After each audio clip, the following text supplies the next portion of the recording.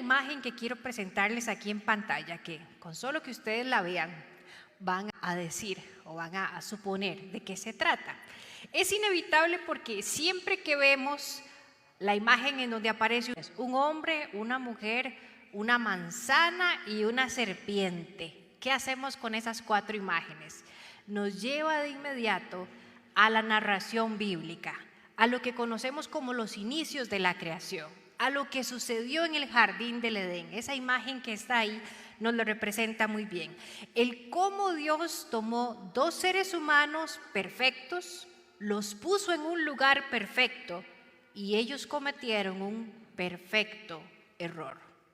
Hoy vamos a hablar acerca de eso y nos vamos a dar cuenta cómo existen religiones alrededor del mundo, como el judaísmo, el cristianismo y el islam, y que coinciden en esa forma en cómo se relata los inicios de la creación. Incluso hay otras religiones que, aunque se lo atribuyen a varios dioses, todos coinciden en que tuvo que haber existido un primer hombre, una primer mujer y un primer momento en que se creó el mundo. Es inevitable también recordar cuando estamos en situaciones de crisis o cuando estamos enfrentando un pecado y buscar echarle la culpa a alguien y terminamos diciendo todo por culpa de Eva. También decimos otras frases como es que siempre terminamos pagando los justos por los pecadores. O bien una frase que es menos conocida que escuché por ahí pero que me gustó mucho, dice que Adán se comió las manzanas y a nosotros nos dolieron las macanas. Es decir, todavía seguimos enfrentando los errores de dos personas. Creemos que eso fue así. Lo hacemos como si fuera una historia más dentro de las otras historias. Y nos creemos que somos las víctimas del castigo de un crimen que nunca cometimos. Solemos ver el cuadro de Adán y Eva en el paraíso como una historia más entre las historias. Difícilmente vamos a ir a comprar un cuadro en donde aparezca Adán y Eva y la serpiente y lo vamos a colocar en la sala de nuestra casa. No es algo como de lo que nos sintamos orgullosos. Pero nada está más lejos de la realidad pensar que eso no tiene nada que ver con nosotros. De hecho, si lo vemos bien, Adán y Eva, eso que se les presentó a Adán y Eva como una tentación, se nos sigue presentando a nosotros todos los días en nuestra vida.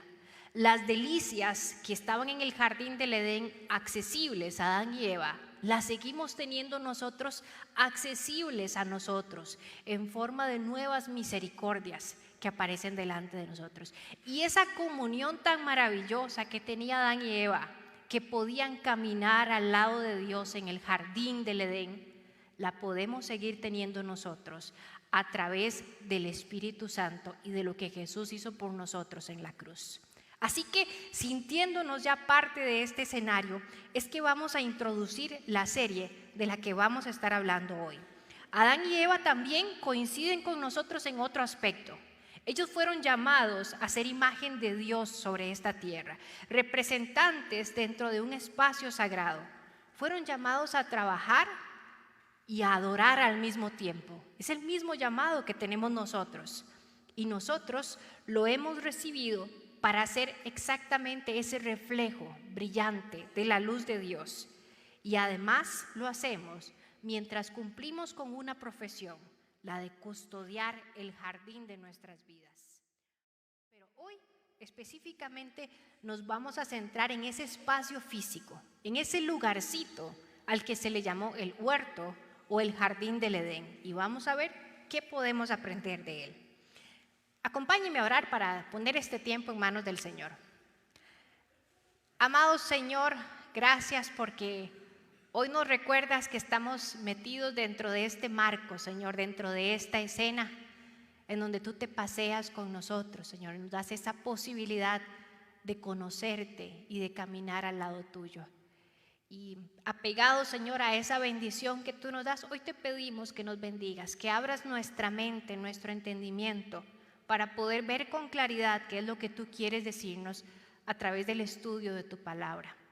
Yo te pido, Señor, que tomes cualquier pesar, cualquier distracción, cualquier dolor con el que hayamos venido hoy y lo lleves lejos, Señor. Quita esa carga que traigamos para que nada nos interrumpa nuestra comunicación contigo. Así como te hemos adorado hoy, te hemos cantado, Señor, queremos también aprender a través de tu palabra. Gracias por este privilegio que nos das de ser parte de una iglesia y de poder reunirnos para compartir. Te damos las gracias y ponemos este tiempo en tus manos, en el nombre de Jesús. Amén. Ahí en la pantalla aparece una imagen que quiero compartirles y contarles algo que me sucedía cuando yo era niña. Nosotros solíamos visitar a mis tíos que dichosamente vivían en las plantaciones, en la zona americana de las plantaciones de banano de Palmar Sur, en la zona sur. Posiblemente esas casitas son icónicas y las podrán reconocer en ese lugar. Digo dichosamente porque para nosotros ese lugar y esas vacaciones era un jardín de delicias. Mi tía cocinaba riquísimo y además ese lugar estaba rodeado de palmas, de árboles de carambola, de mamones chinos y de mangos, deliciosos mangos amarillos y jugosos, de esos que uno comía y le quedaban las hebras aquí entre los dientes, eran deliciosos. Bajo la sombra de estos árboles, nosotros los chiquillos, es decir, mis primos y yo, jugábamos desde que salía el sol hasta que anochecía. No sé cuántos mangos éramos capaces de comer mientras jugábamos sin enfermarnos. Interminables horas jugamos en ese patio.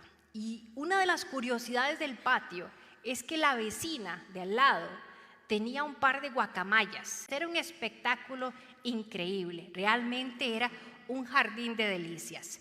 Cuando yo pienso en el jardín del Edén, viene a mi mente esa imagen. Es muy parecida a los patios de Palmar Sur. Y la fotografía en la pantalla es un ejemplo de cómo eran esos patios alrededor de las casas. Pero un día, un enjambre de abejas asesinas invadió los patios de esta zona americana. La orden de las autoridades era clara: todos deben permanecer dentro de sus casas y eviten hacer ruidos fuertes porque eso puede atraer las abejas. Los guacamayos de la vecina no entendieron la orden y muy pronto murieron. Los árboles frutales se convirtieron en el nuevo refugio de las abejas y a nosotros nos prohibieron jugar definitivamente en el patio. ¿Pero por qué pasó esto? La respuesta a esta pregunta puede ser tan amplia como la de preguntarnos por qué Dios colocó en un lugar perfecto un árbol del conocimiento del bien y del mal.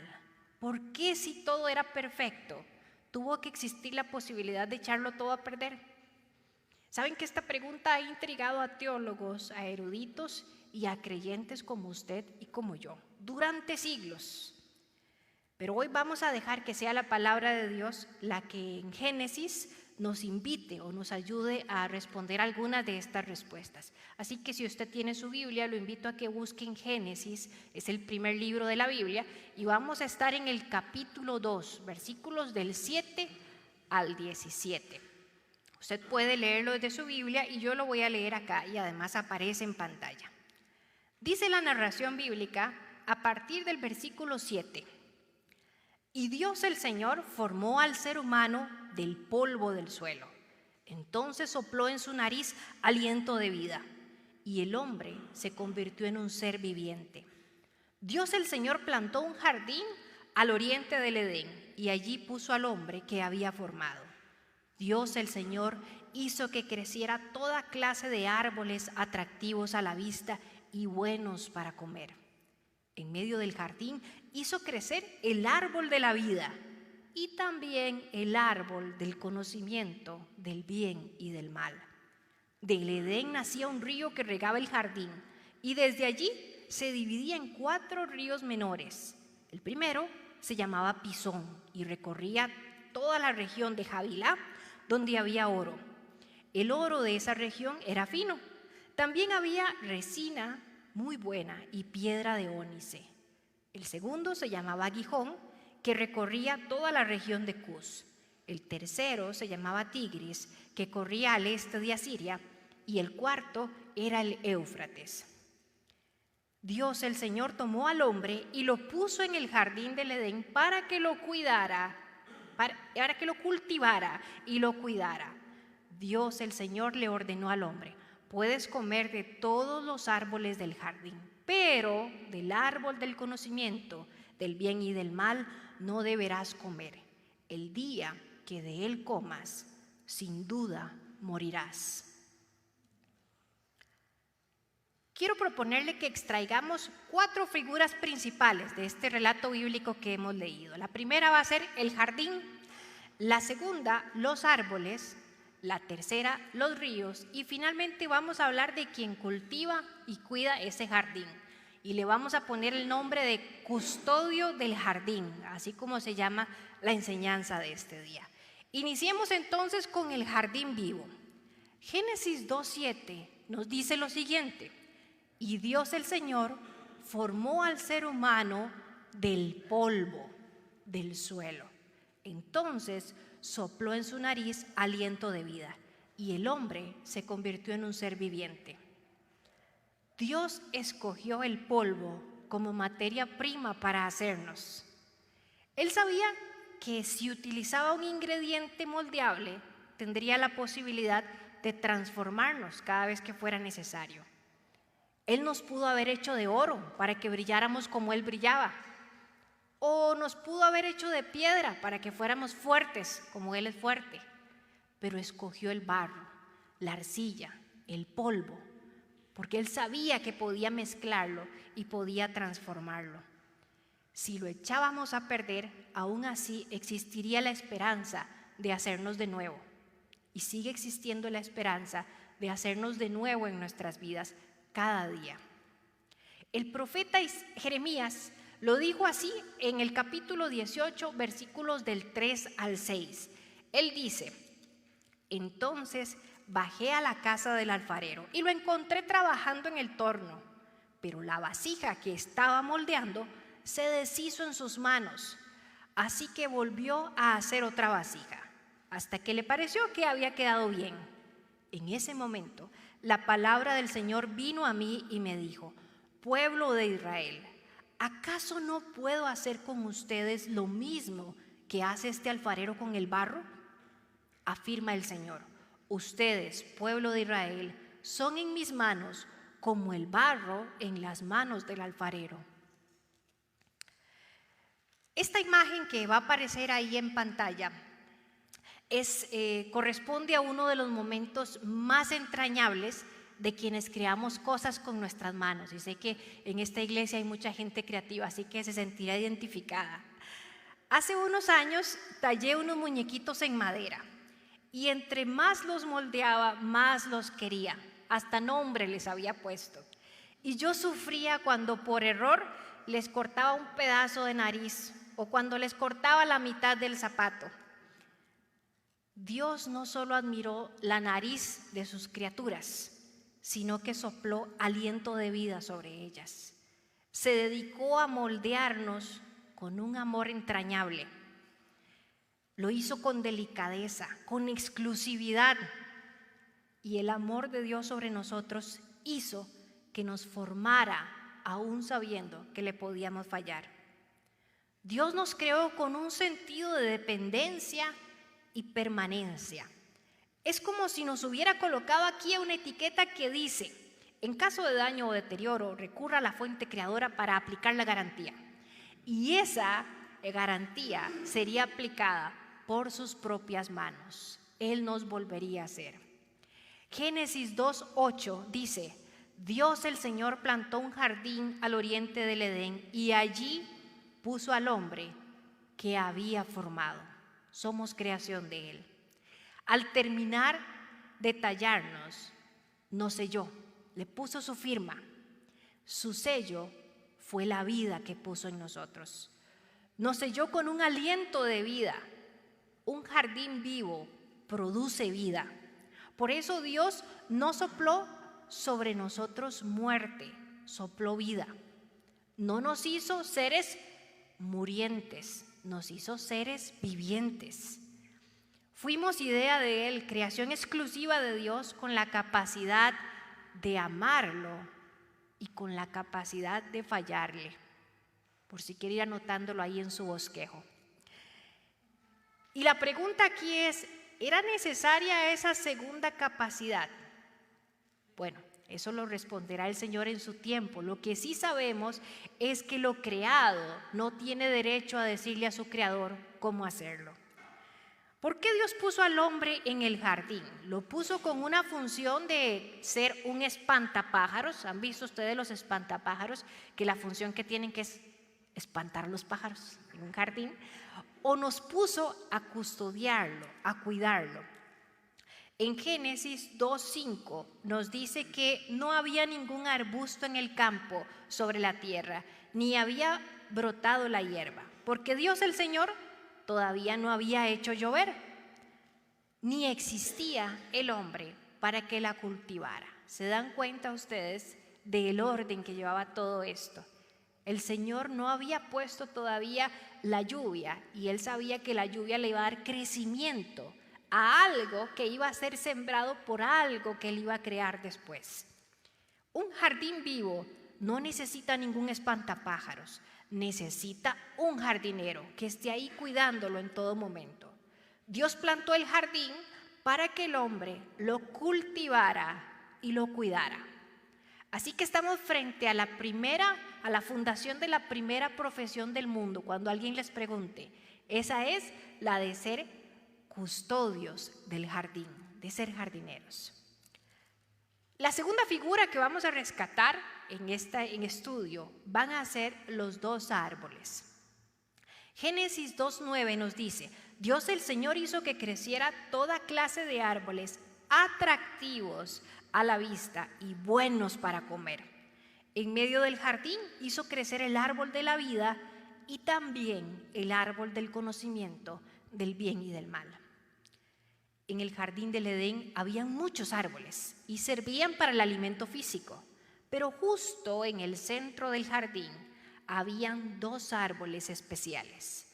Uno de ellos, el árbol de la vida, servía de alimento espiritual, pero el otro, el árbol del conocimiento del bien y del mal, servía para todo lo contrario.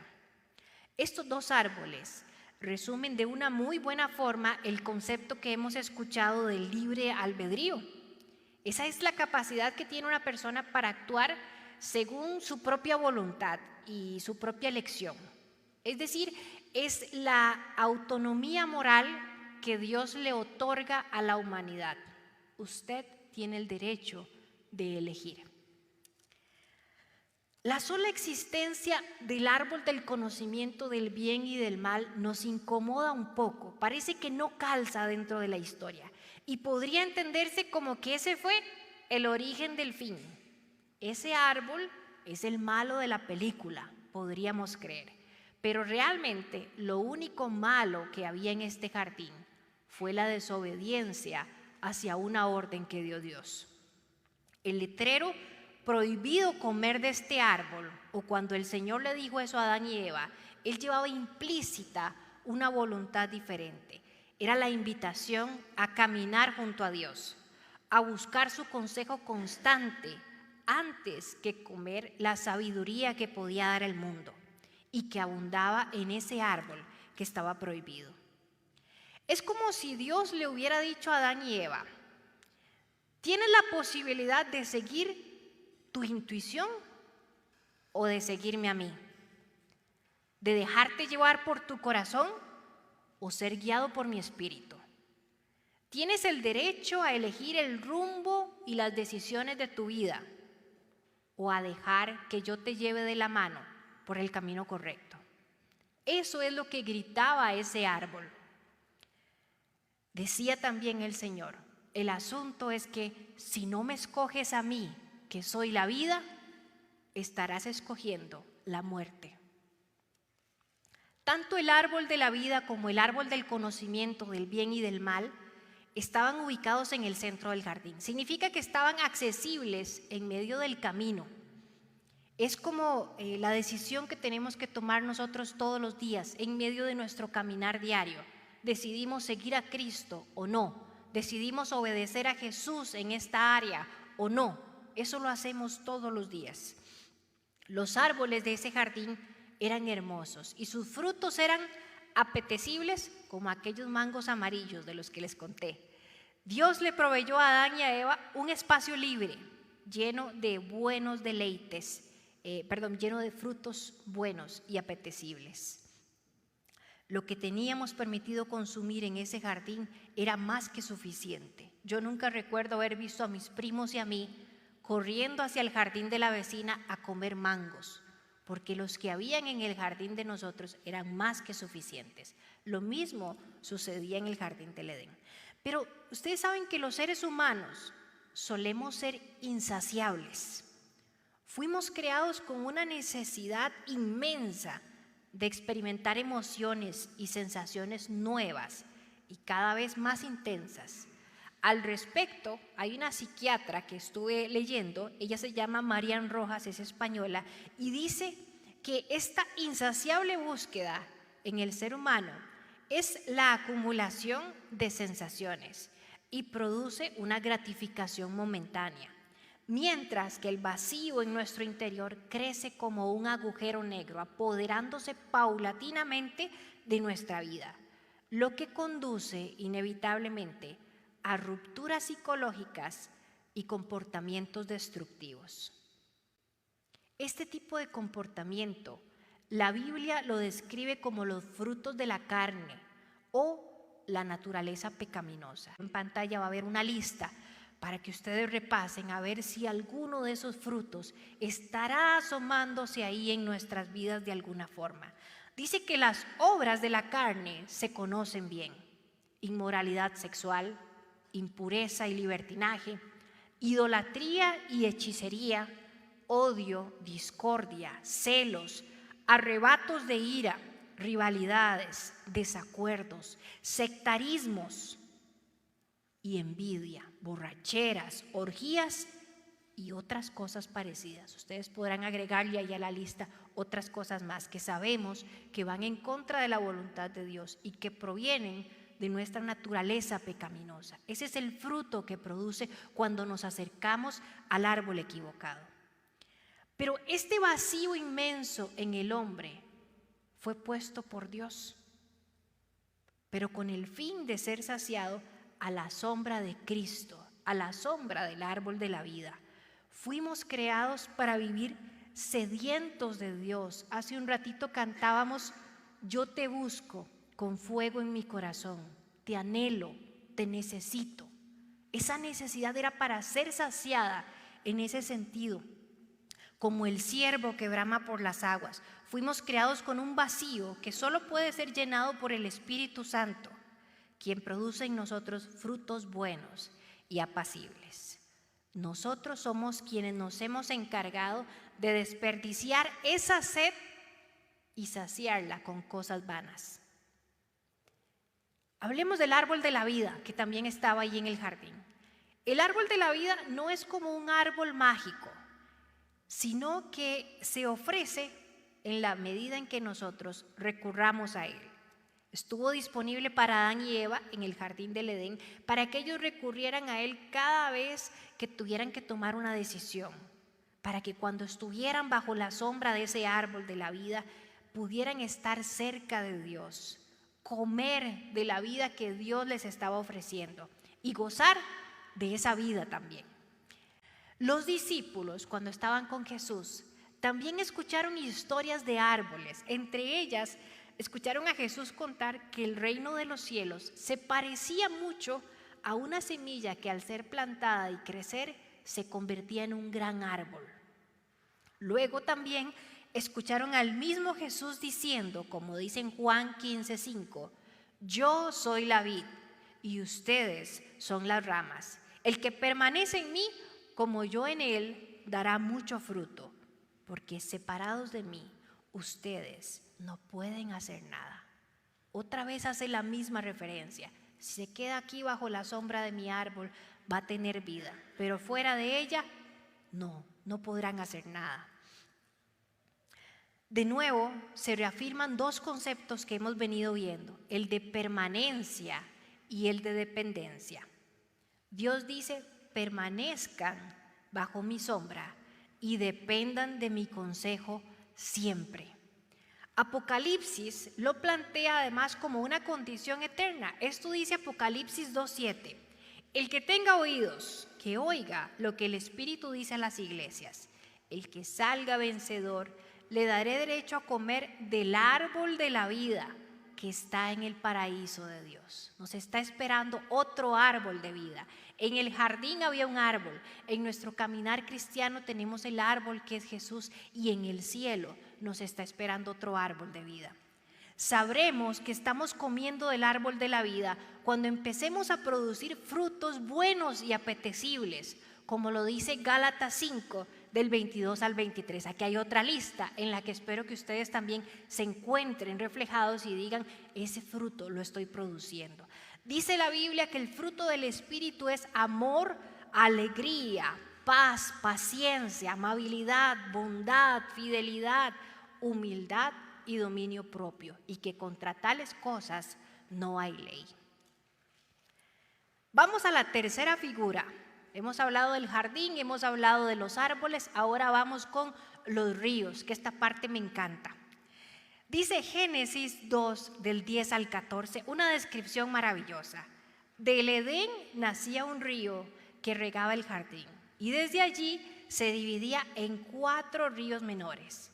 El primero se llamaba Pisón y recorría toda la región de Havilá, donde había oro.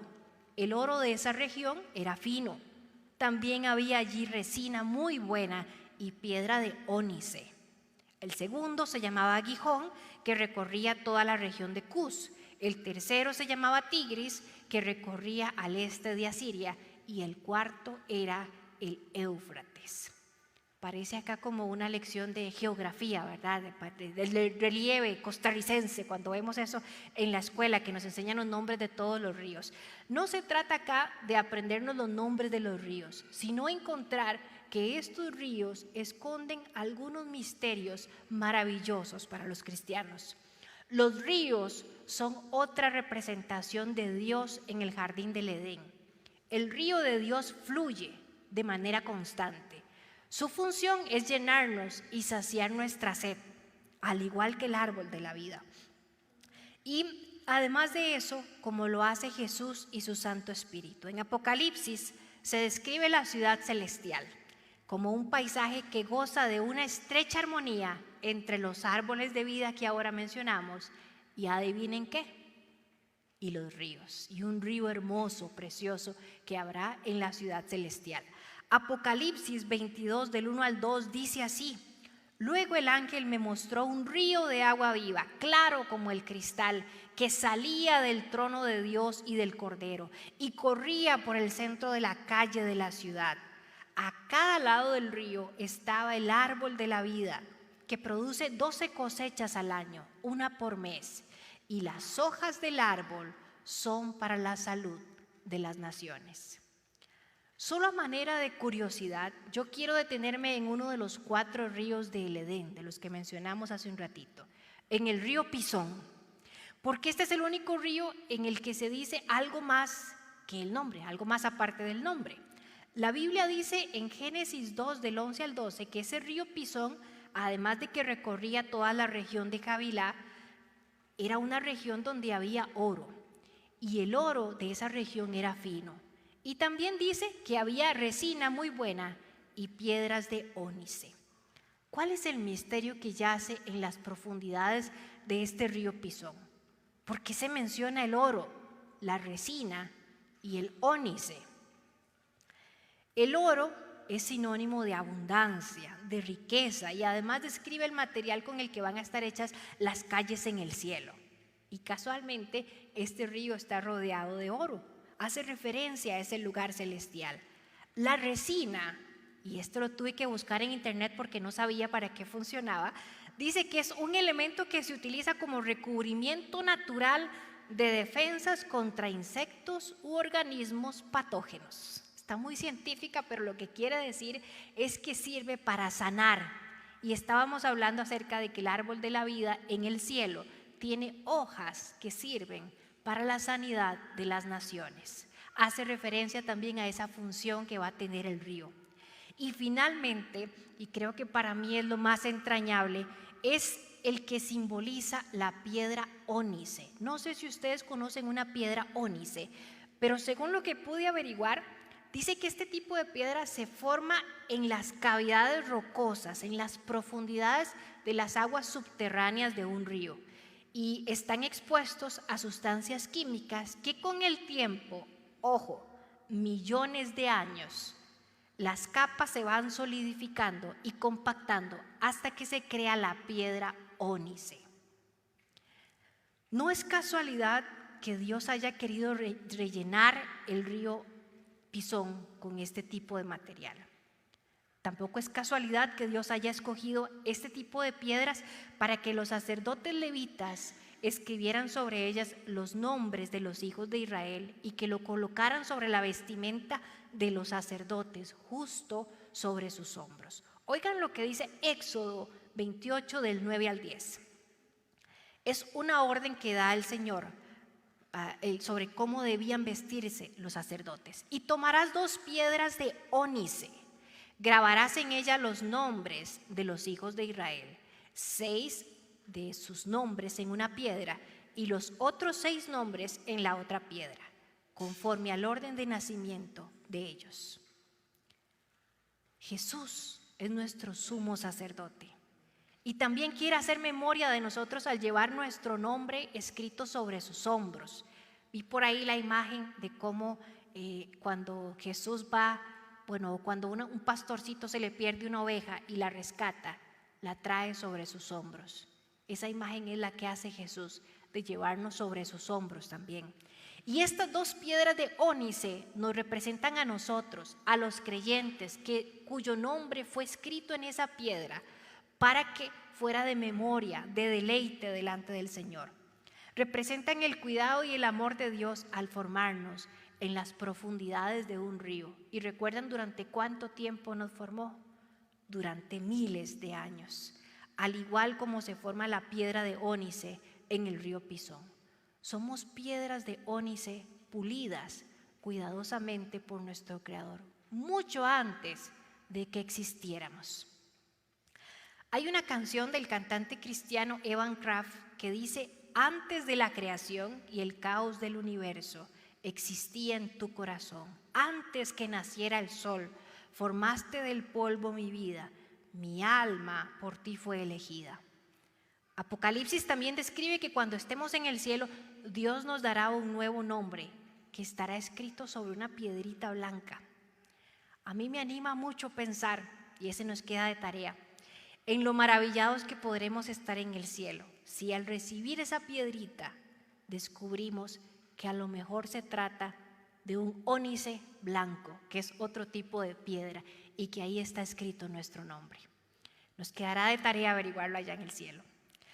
Nuestra última figura que rescatamos de este texto es el custodio del jardín, y de él vamos a sacar 3 funciones fundamentales que son las que nos van a ayudar a saber si estamos ejerciendo bien nuestra profesión. Génesis 2:15 dice: Dios el Señor tomó al hombre y lo puso en el jardín del Edén para que lo cultivara y lo cuidara. Otras versiones dice para que lo custodiara, y a mí me encanta esa palabra porque le da un revestimiento como de autoridad también. El diccionario de la Real Academia Española dice que custodiar es guardar algo con cuidado y vigilancia. Ser custodios era una responsabilidad exclusiva de Adán y Eva, o nos atañe a nosotros también. Hay un comentarista bíblico que se llama William Barclay y él dice al respecto: tenemos el relato de la caída del hombre en Génesis 3. De hecho, este es el relato de la caída de todo ser humano, no solamente de Adán. Dice que vale la pena hacer notar que el nombre Adán no es en ninguna manera un nombre propio, sino la palabra hebrea que corresponde a hombre, y ahí nos incluye a todos nosotros. Esta es la historia del hombre. ¿Qué pasa cuando nos contratan como custodios de un jardín? ¿Qué es lo que tenemos que hacer? Función número 1, el custodio del jardín nunca baja la guardia, nunca baja la guardia. Después de una larga jornada de trabajo, de mucho esfuerzo durante un año, es muy natural que nosotros deseemos relajarnos un poco y tomar las cosas con calma. ¿Le ha pasado a usted? Posiblemente sí le ha pasado. El cristiano que custodia su jardín puede experimentar temporadas de prosperidad y abundancia, y eso puede hacer que nos relajemos y que bajemos la guardia. Podemos sentirnos con el derecho de abandonar o de alejarnos un poquito de nuestras disciplinas espirituales. Sin embargo, el éxito en ciertos aspectos de la vida puede hacernos menos sensibles a las tentaciones. Si pensamos que estamos a salvos y seguros, podemos comenzar a pecar poco a poco. Cuando pensamos que todo marcha bien, puede ser el inicio del desastre. Mucho cuidado. Cuando estamos rodeados de bendiciones, Satanás también aparece y se acerca y nos susurra frutos apetecibles y nos dice que no necesitamos nada más. Hasta nos insinúa que todo eso lo hemos ganado por mérito propio. Nos promete placer, claro, pero fuera de los límites de la voluntad de Dios. La segunda función del custodio: el custodio no abandona su puesto de trabajo.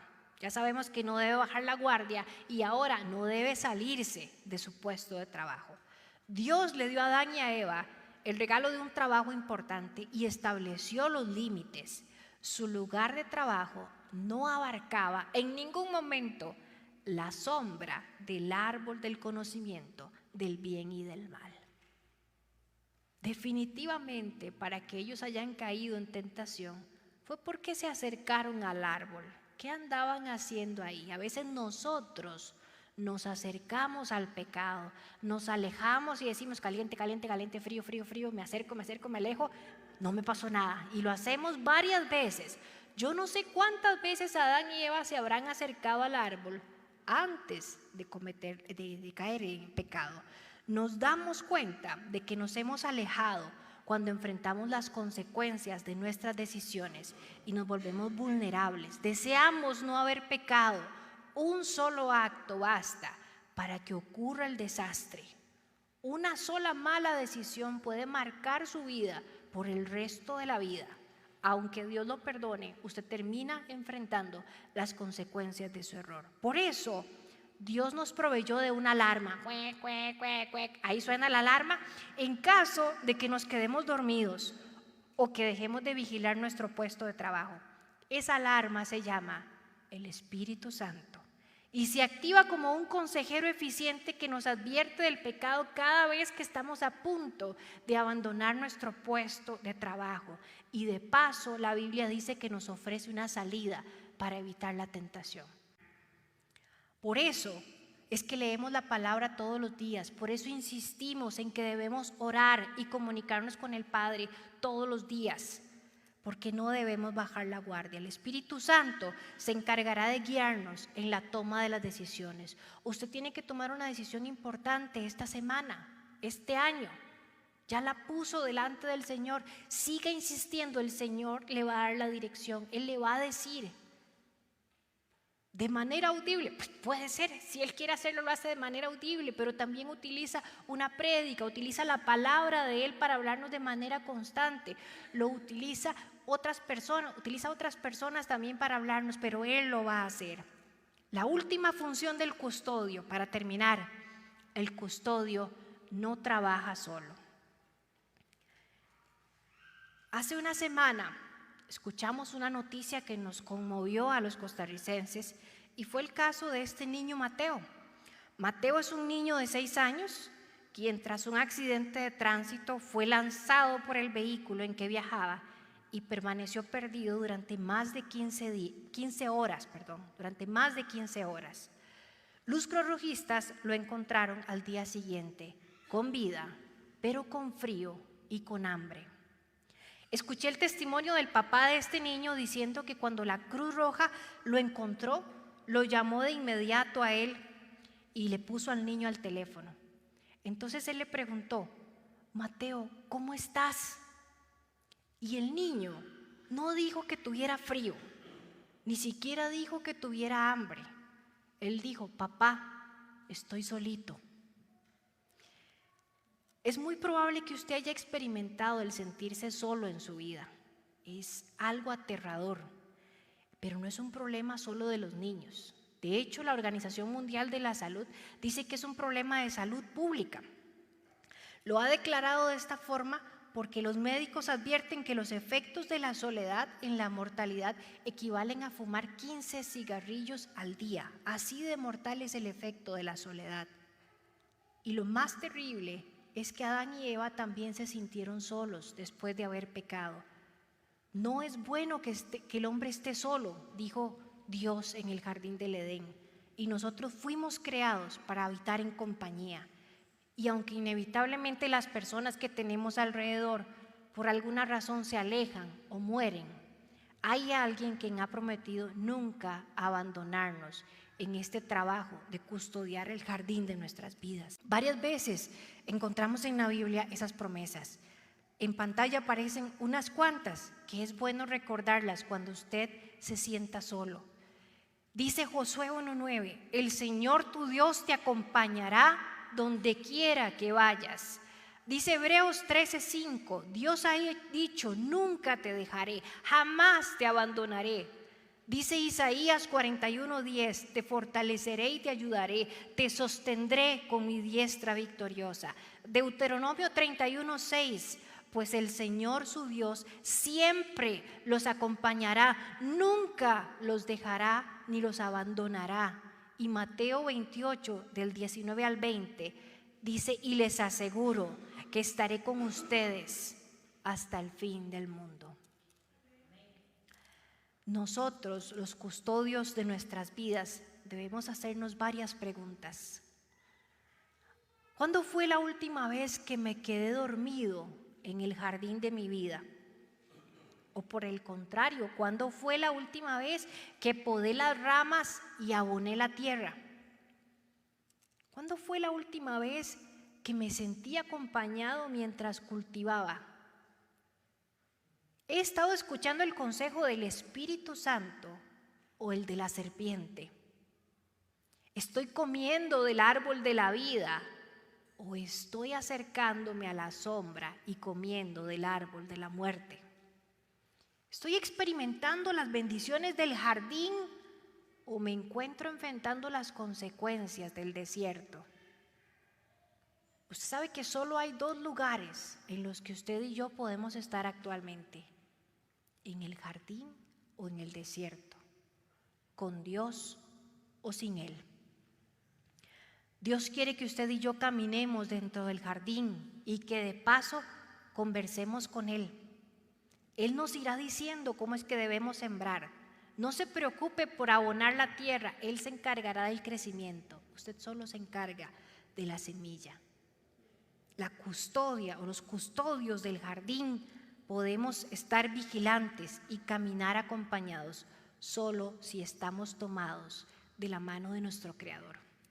Y la frase para terminar es: sigamos cultivando el jardín de nuestras vidas, para que tanto en tiempos de siembra como en tiempos de cosecha evitemos probar un fruto contrario a la voluntad de Dios.